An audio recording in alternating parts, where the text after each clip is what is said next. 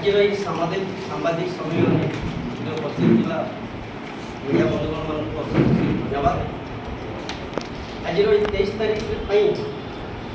आम जो रणनीति अच्छी से आम सांबादिक सम्मेलन करने जाऊँ। आमर मुख्य उद्देश्य है आगामी नवेम्बर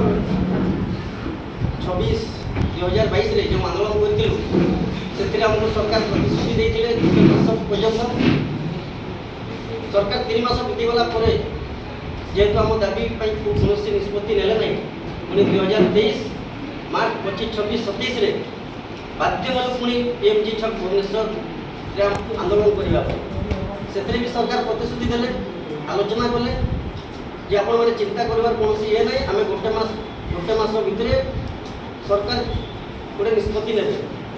आम आंदोलन करूँ। पर्यंत भी सरकार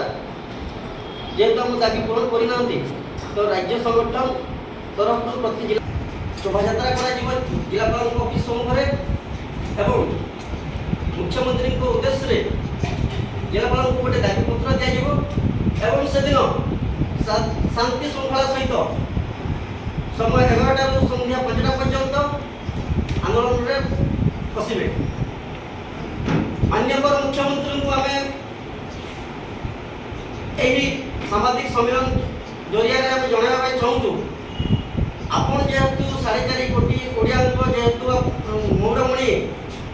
तो सरकार तो सही 4.5 कोटी ओडिया भितर आम भी अच्छु आम परिवार सदस्य भी अच्छा तो आम आपको अनुरोध करुचु यथाशीघ्र आम न्याय्य दाबी आम हक आमको फेरे दिंतु आम जमी राजरास्ता को ओह्लैवा पड़ो ना पूरण करूँ। जब 23 तारीख में जब कौन निष्पत्ति ने ना सरकार को आम 7 दिन समय देवु 7 दिन मध्य जब कौन निष्पत्ति ने आम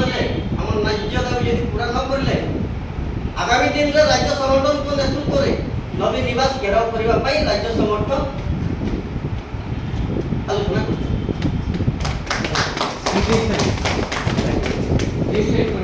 23 तारीख आपण मैंने जानते लोक भी जानते आपण पहला लिखिले आउटसोर्सिंग आज सामाजिक सम्मेलन आम एपाई बाध्य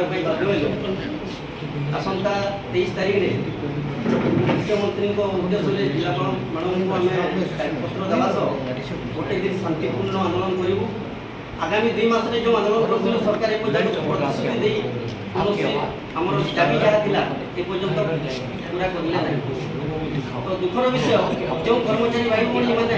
प्रति विभाग में कार्यरत अच्छा बिना कारण से बिना प्रोब्लेम छुट्टी कर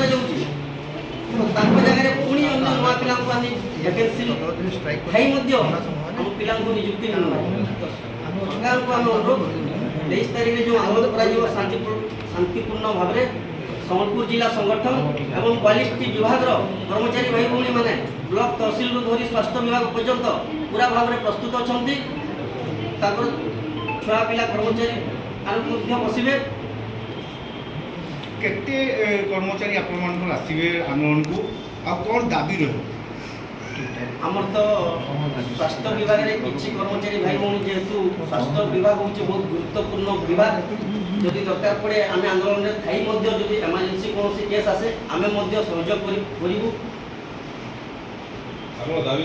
आमर दाबी रहा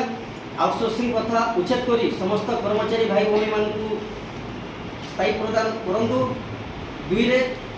आमर जो कर्मचारी भाई भाई मैंने बिना कारण में छुट्टी कराई सरकार को आम देने केमती भाव में पुनर्निजुक्ति पाइबे। 3 रहा आमर माँ भौणी मान जो मातृकालीन छुट्टी अच्छी यही 3टी दाबी आमर मुख्य दाबी।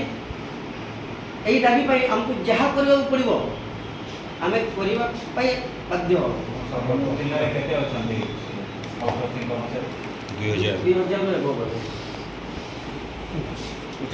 धन्यवाद।